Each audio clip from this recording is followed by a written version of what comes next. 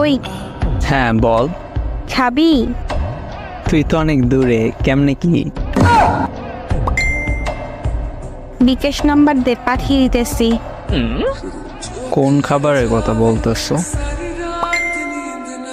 Nice.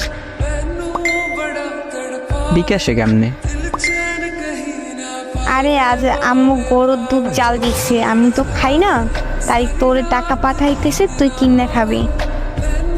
ও, তুই গরুর দুধের কথা বলছো? কেন?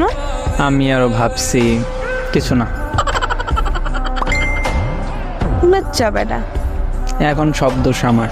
তো কার? নিজেই তো বলছো খাবি। সব নেগেটিভ ভাবো তো আমার কি দোষ?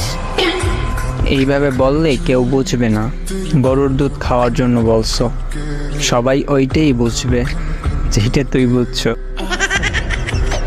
হাজির।